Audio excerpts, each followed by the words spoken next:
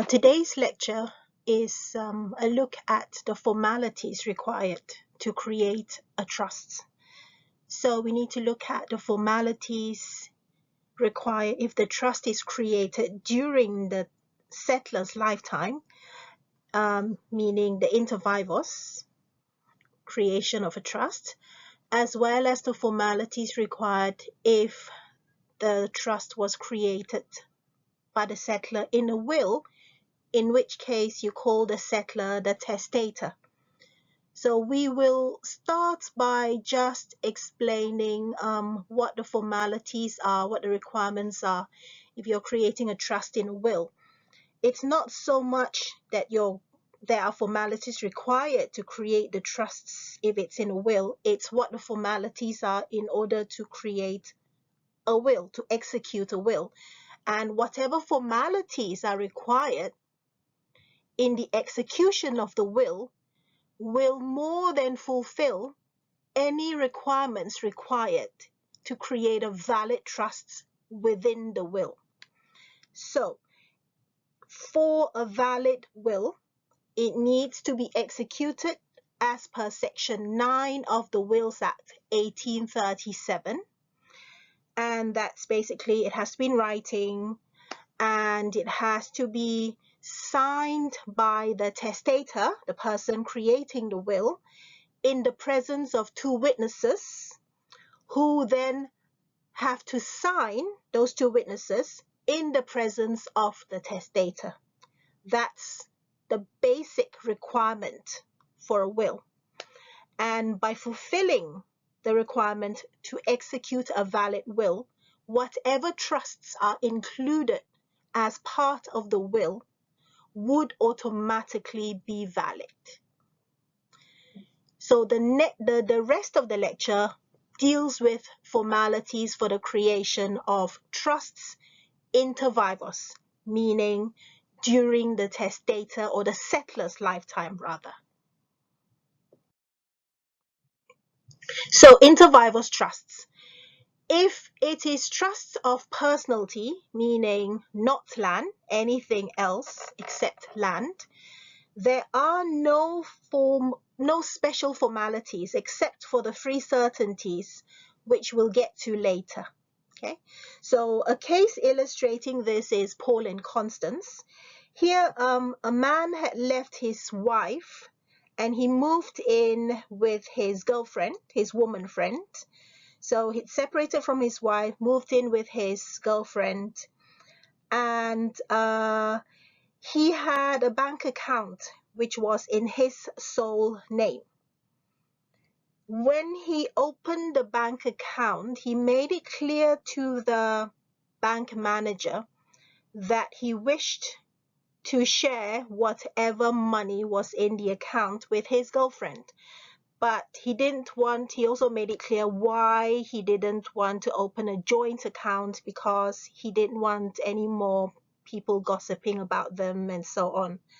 So the bank manager was able to give evidence that the man was really wanted to share whatever money he had in the account with his girlfriend. He and his girlfriend liked to go to bingo nights, and whatever bingo winnings they had was also placed in that same account. So when he died, his wife claimed all the money in the account. But the court was able to find that there was an intention on his part to create a trust of the money in the account for the benefit of the girlfriend, and therefore the girlfriend was awarded half the money in the bank account, with the wife entitled to the other half.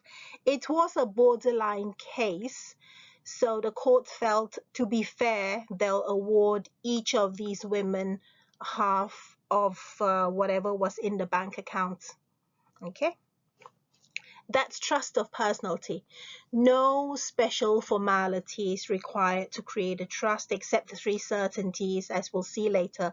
We'll look at Paul and Constance later, so keep this in mind when we're doing the three certainties. So trust of realty, meaning where the subject matter of the trust, where the trust property is land, that's governed by section 53(1)(b) of the Law of Property Act 1925. And the requirements of section 53(1)(b) is that if a settler is declaring a trust respecting any land or interest in land, then that trust must be manifested and proved by some writing by the settler. So it basically means that any declaration of trust must have some evidence in writing. It must be signed by the settler. If the settler orally declares the trusts, let's say earlier, and then a week later puts it down in writing and signs that, then the relevant date of creation of that trust is the date of declaration, okay, not the date of the writing. If there is no evidence in writing, then it is not void, merely unenforceable. The reason for this is because it's to prevent the trustee from benefiting. So for example, let's say the settler decides he wants to set up a trust of land. He had some land, maybe a house, for example, that he wants to benefit his children. He then orally declares the trust, decides he doesn't want to be trustee, so he transfers the legal title of the house to his brother to hold it on trust for the children. So he's transferred the legal title to the brother, orally declares it. There is at this point a trust, but it is not enforceable because the formalities of section 53(1)(b) had not yet been complied with. He hadn't written anything down yet. So let's say the testator, the settler dies without actually putting anything in writing.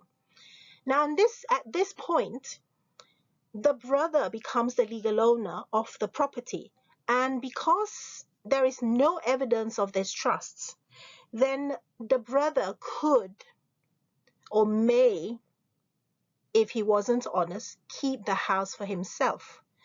So that is why this trust is not void, because if the trust is void, then the trustee could theoretically keep the property for themselves. But if the trust is merely unenforceable, the trustee remains a trustee. Yeah, the brother remains a trustee, and as a trustee, the brother cannot keep the house for his own use. But if the trust was void, it means there's no trust at all, then the brother is not a trustee, but instead seen at law as the legal owner of the land, and thus enabling him, if he so wishes, to keep the house for himself.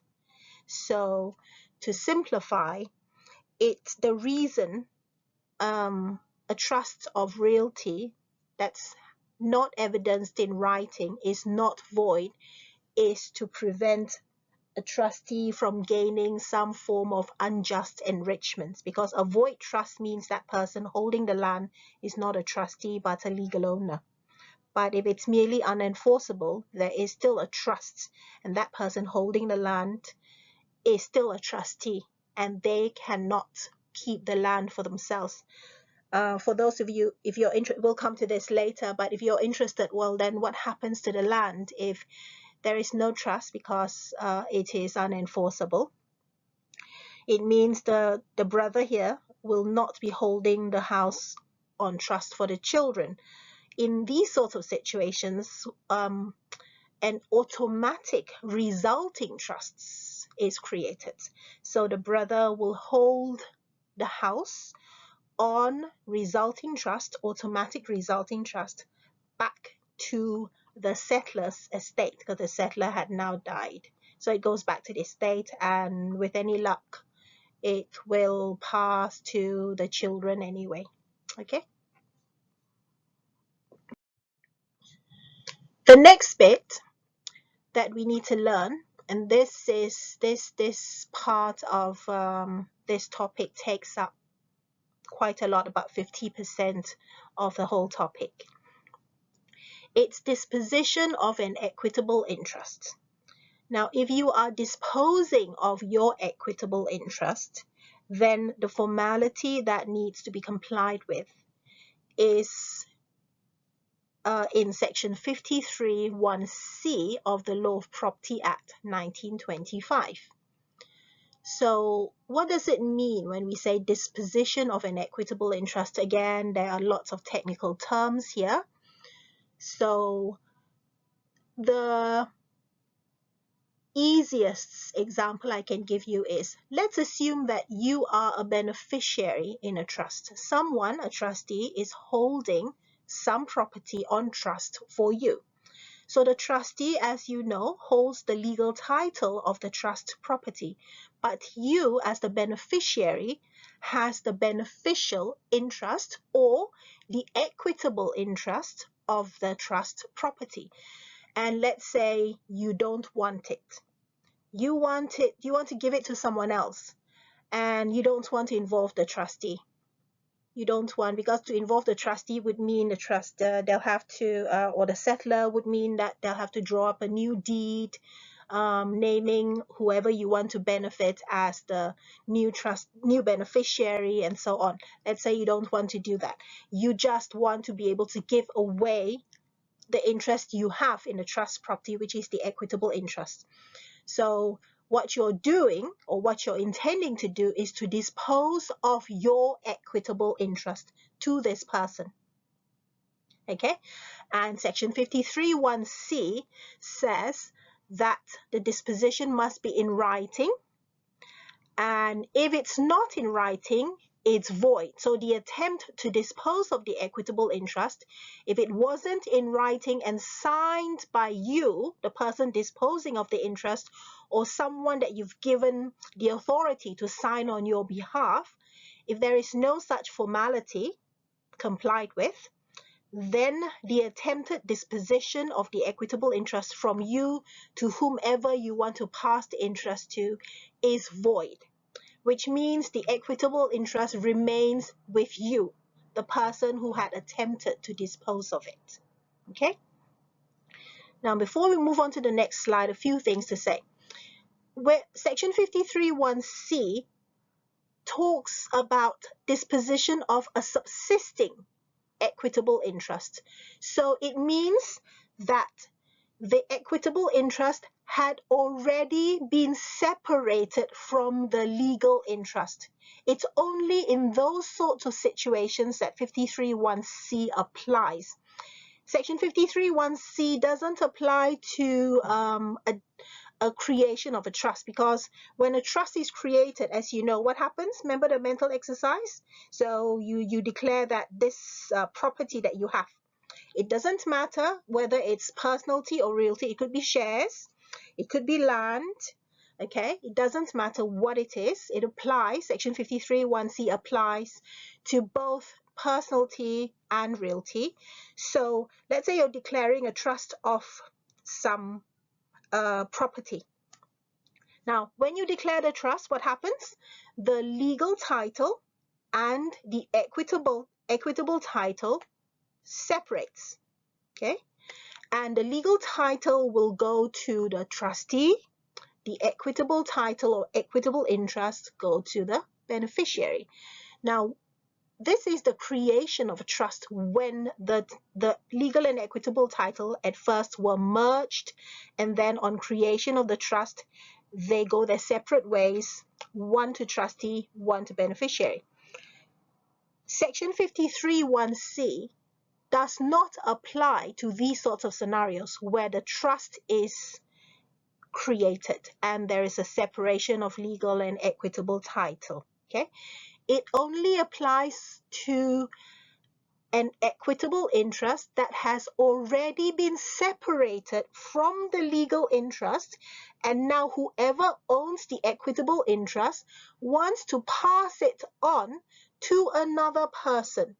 This is what we call a disposition of a subsisting, meaning already existing, equitable interest to another. And if that is what you intend to do, i.e. to dispose of a subsisting equitable interest, then in order for that disposition to be valid, what must happen? You must comply with 53(1)(c), meaning you must do it in writing and you must sign it, or your agent must sign it. Only then will the disposition be a valid one. Okay? So we're looking now at which types of dispositions of equitable interest must comply with section 53(1)(c). So there's several scenarios here, and some of these scenarios have cases. A lot of these cases, in fact, all the 3 cases that we're looking at here, that is on this slide, the case of Gray and IRC, the case of Van der Velde and IRC, and Utrecht and IRC, they all have one thing in common, which is that the settlor in these cases were trying to avoid paying tax. It is legal to avoid paying tax, not to evade tax. So they were trying to avoid paying a lot of tax. Okay, I'll explain later when we get to these cases. So the different scenarios is of whether or not these apply, whether or not section 53(1)(c) apply are, firstly, if you have an equitable interest, if you are a beneficiary in a trust and you are assigning it to someone else directly, do you have to comply with 53(1)(c)? Or if you are a beneficiary and you have the equitable interest and you're telling the trustees, can you hold it on trust for someone else instead? Are you actually assigning or disposing of your equitable interests? Or if you enter into a contract for consideration to assign your equitable interest to someone else, to the other party to the contract, is this considered a disposition of an equitable interest? Or the final one is, you are a beneficiary in a trust, you have the equitable interest, and you decide to create a subtrust. So you are declaring yourself as trustee, holding that equitable interest for someone else. So basically it becomes a 2-tier trust. So trustees holding for you, and then you're holding for the sub-beneficiary, for want of a better word. Okay, so these are all the scenarios that we're going to be looking at. So the first scenario, assigning the equitable interest to a third party directly. So the example I've given you is there's a trustee holding trust property, meaning they have the legal title, and they're holding it for the beneficiary B. Beneficiary B has the equitable interest.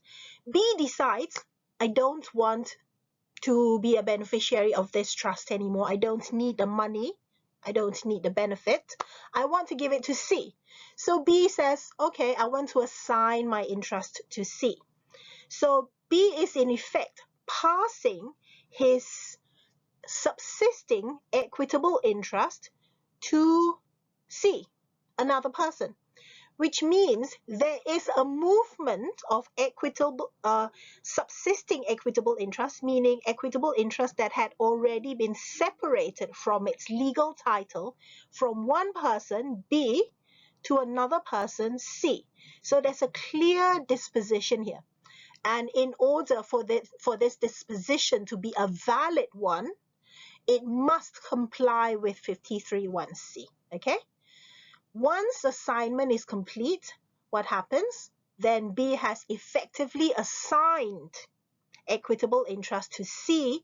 So C now will be the beneficiary holding the equitable interest instead of B. Okay? The next scenario from the previous slide that we looked at, remember there were 4 scenarios. This is the second scenario. By directing the trustee to hold the property on trust for another. There are 2 cases. The facts are similar but slightly different, and we're going to look at whether or not there has been a disposition of an equitable interest. So we're looking at Gray against IRC, Inland Revenue, Commissioners, and Vandervelde against IRC.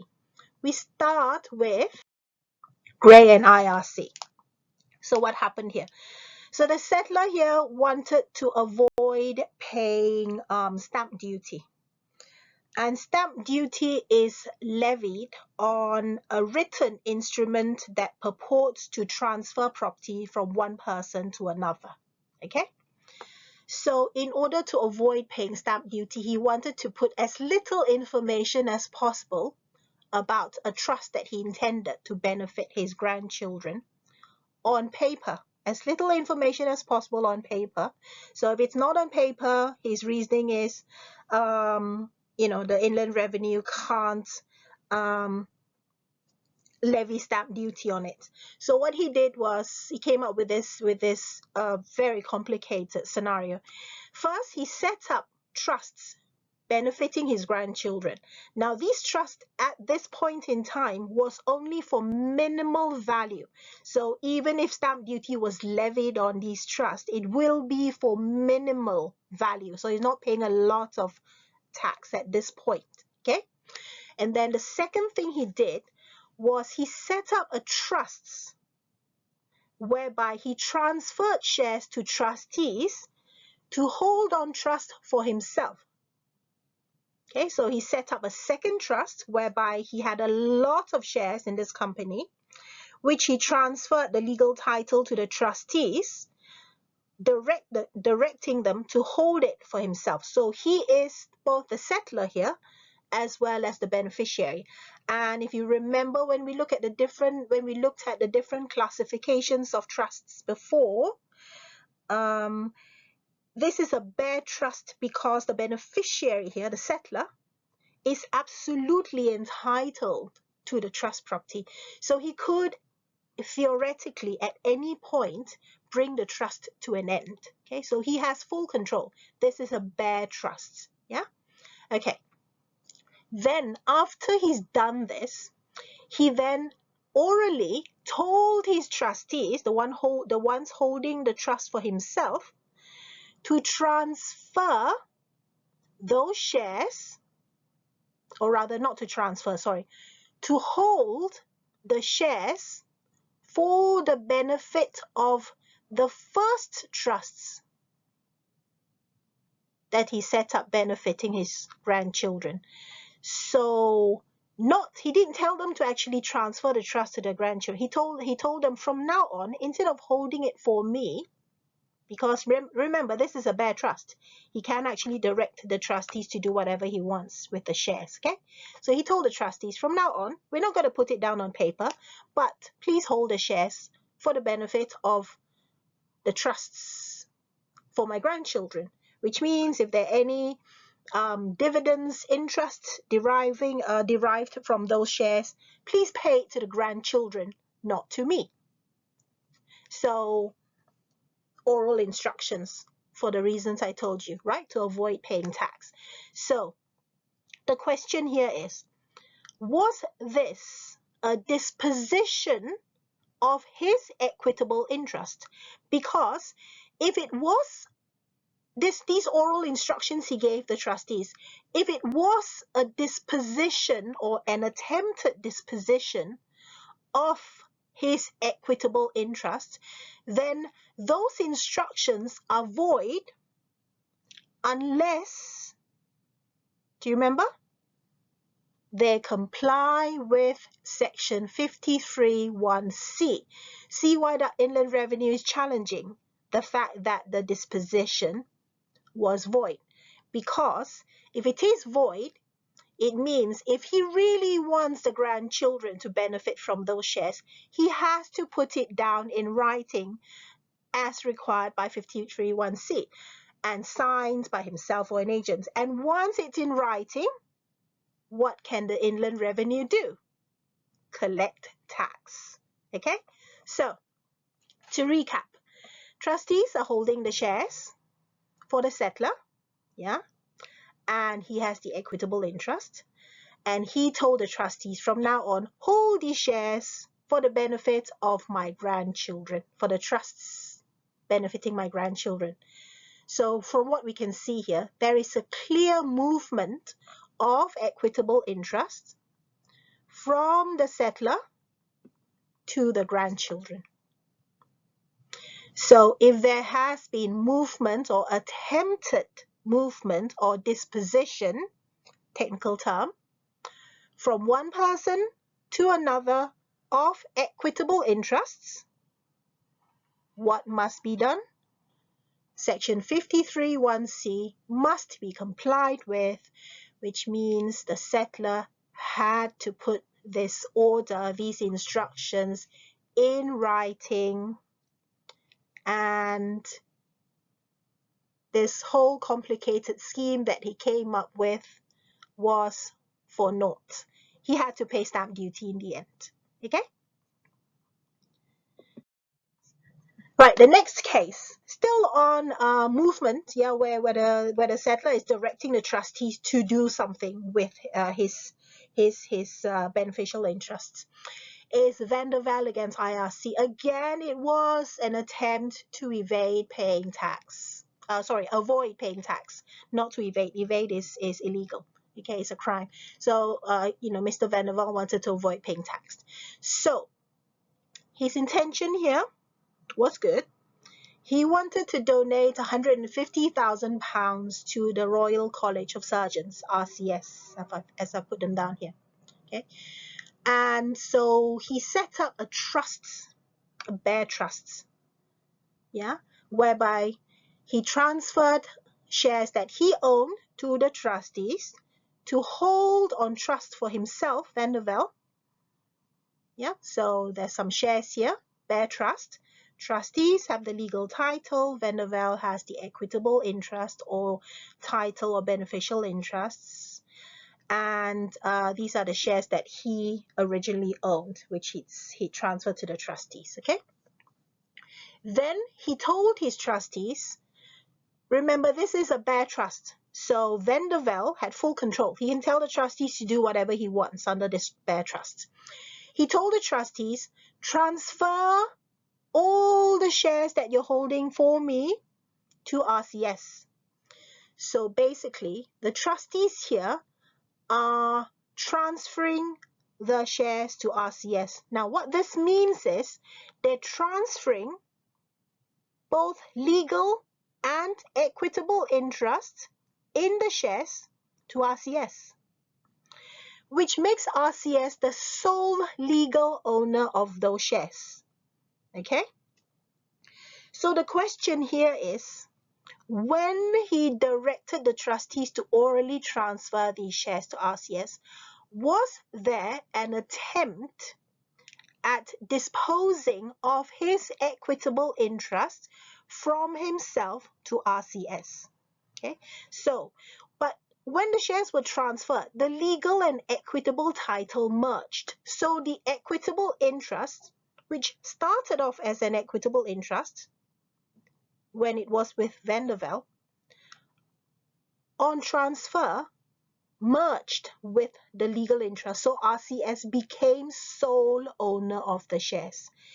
This type of scenario is not considered a disposition under Section 53(1)(c) because the equitable interests did not pass on its own to the new owner, RCS. It merged as it passed to RCS with the legal title. So it was held here that the oral instructions were valid. There was no need to comply with Section 53(1)(c) because this action by the trustees to transfer the shares to RCS was not considered a disposition of an equitable interest. Okay, that's really what you need to know about Vandervelde. But just to complete the story, because remember he wanted to donate £150,000 to RCS, so After, when he told the trustees, transfer the shares to RCS, but in the transfer, make sure that you obtain an option to purchase the shares from RCS. So basically, the trustees told RCS, we're going to transfer these shares to you, but as part of the transfer, you have to agree to grant us, the trustees, an option to purchase the shares, meaning to buy the shares back for £5,000. Okay, so that's what happened. Shares were transferred to RCS with an option for the trustees to buy the shares back for £5,000.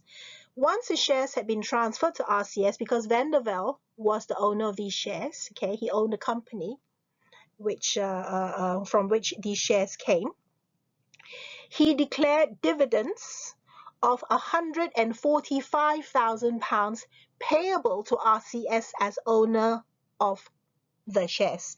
So he paid RCS dividends of £145,000, and then once the dividends had been paid to RCS, RCS then sold the shares back on the option to purchase to the trustees for £5,000. So 145 plus 5,000 makes a donation of £150,000.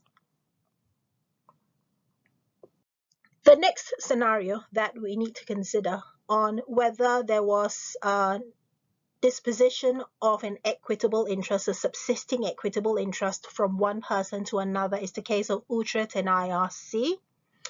Again, this was an attempt at avoiding paying tax. So Mrs. Utrecht owned 72,700 shares in a company. There were another 200,000 shares which were being held on trust for Mrs. Utrecht for life, remainder to her son Peter, which means that when she dies, Peter will get the 200,000 shares absolutely, but he would be liable to pay death duty to the value of these 200,000 shares, which is quite a lot. So to avoid paying death duty here, okay, they agreed to do an exchange. Yeah, Peter and his mother, Mrs. Utrecht, decided to do an exchange. So they entered into a contract where Peter gives up his share, his remainder interest in this 200,000 shares, which means if he gives up his remainder interest, Mrs. Utrecht will get the shares not just for life, but absolutely. Yeah, so she has the shares absolutely. And in exchange for Peter giving up his remainder interest in the 200,000 shares, Mrs. Utrecht will give her 72,700 shares to Peter. Okay? Yeah, so to avoid paying death duty when he finally inherits the 200,000 shares, Peter will give up his remainder interests. So Mrs. O gets all the shares absolutely, this 200,000, and then Mrs. O will give the shares, the 72,700 shares to Peter. Okay. So the question here was, when he orally agreed to give up his 200,000 shares, was there a disposition of his equitable interest? Remember, at this stage, because this is a trust, yeah, these 200,000 shares were being held on trust, so both of them have equitable interest. Mrs. O has equitable interests of life interest in the shares. Peter had the remainder equitable interest in the shares. So when he decided to give up his remainder interest, was he actually disposing of his equitable interests to her? Was there a movement of equitable interest from Peter to his mother? The court held, yes, this was a disposition of Peter's equitable interest to his mother, and therefore it has to comply with 53(1)(c), otherwise the disposition is void, in which case the IRC, the Inland Revenue, can levy tax on the document that they will now have to produce to comply with 53(1)(c). Yeah? The final scenario I gave you is where you are declaring yourself as a trustee. So we're talking about, let's say, Ben. Yeah, Ben, the beneficiary. He is a beneficiary in a trust with a trustee holding trust property, holding the legal title on trust for him, Ben. Ben has the equitable interest. Okay.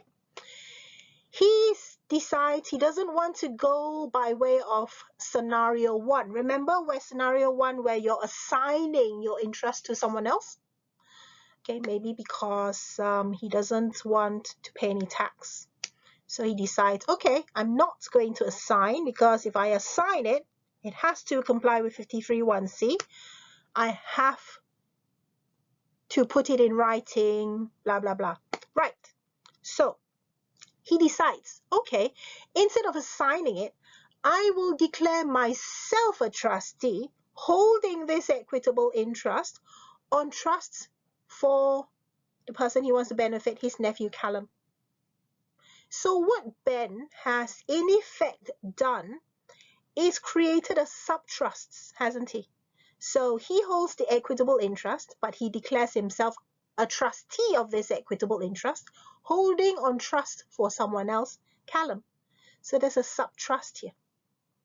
Now, if there is a sub-trust, and this is a genuine sub-trust, meaning Ben carries out some duties as a trustee, then it's not a disposition under 53(1)(c). Why not? Because there's no movement of his equitable interest to Callum, because as far as he's concerned, he still holds the equitable interest. And by declaring the sub-trust, he has created a new equitable interest, for want of a better term, a sub-equitable interest. So there's no movement of equitable interest from him to Callum. And when I'm talking about duties, maybe Callum is still an infant, and this trust, this original trusts, produces a lot of interests, yeah, a lot of profits, which is accrued, and Ben gets paid, let's say, £500,000 worth of interests from this trust every year. And he decides, well, he knows he wants to invest this £500,000 interest every year for the benefit of Callum. And he takes an active duties in investing the interest that's accrued from this main trust for the benefit of Callum. Okay, if he does that, then he may be able to convince the court or Inland Revenue that this is a genuine sub-trust, in which case they wouldn't insist that there was a disposition which needed to comply with 53(1)(c), and therefore they could levy tax on it. Okay, but if it was a sham, he declares this sub-trust, but he doesn't do anything. Anytime the trustee pays any money to him under this main trust, he pays it directly to Callum. Then he has no duties as a trustee, and it will be treated as if he had assigned his equitable interest to Callum. So a movement of equitable interest from Ben to Callum, requiring compliance with 53(1)(c). Okay, so it's a question of fact, really, whether this was a genuine sub-trust or whether it's merely a sham intended to avoid paying stamp duty because he doesn't want to put anything down in writing to comply with 53(1)(c). Okay. Other methods of disposing of inequitable interests which need not comply with 53(1)(c). I've given you two different scenarios here. The first is if you are disclaiming your equitable interests.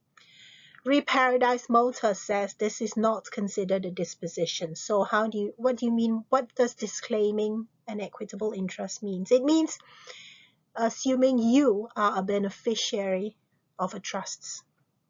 You don't want it. So you say, You tell the trustees, look, I don't want this. So you're disclaiming it. Yeah. If you're disclaiming it, you're saying, please, I don't want anything to do with this trust. I don't want to benefit from it. And you disclaim it, that means it is not, according to Re-Paradise Motor, a disposition of an equitable interest.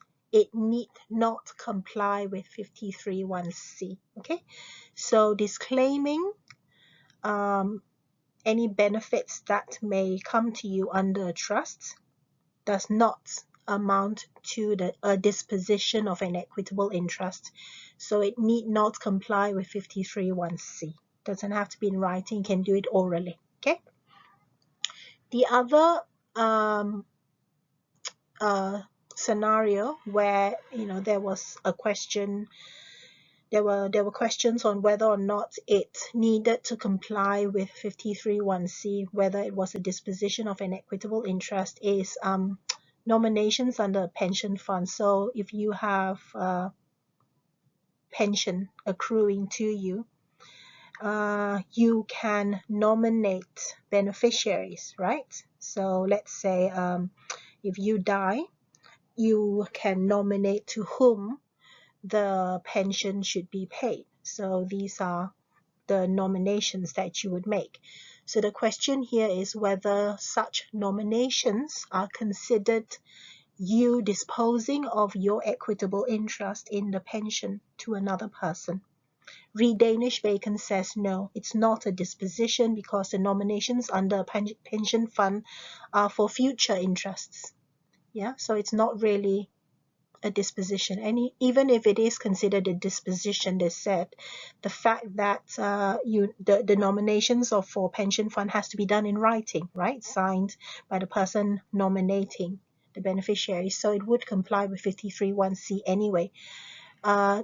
Regardless, it is not considered a disposition. Okay, so using the same argument, nominations under an insurance policy, a life policy, that is also not considered a disposition of an equitable interest. Yeah. The final bits of this lecture are the exceptions. So remember section 53(1)(b) says, I know it seems like a long time ago, doesn't it? Section 53(1)(b) says that if you're creating a trust of land, in order for the trust to be valid and not unenforceable, what must happen? It must be evident in writing, signed by the settlor. Yeah. And 53(1)(c) says that if you're disposing of a subsisting equitable interest to someone else, what must you do? You must do so in writing, and it must be signed by either yourself or an agent.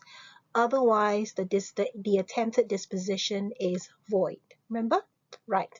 So there is an exception, and that is section 53 subsection 2 of the Law of Property Act 1925, which says that the requirements of both sections 53(1)(b) and (c) do not apply to implied trusts, resulting trusts, or constructive trusts.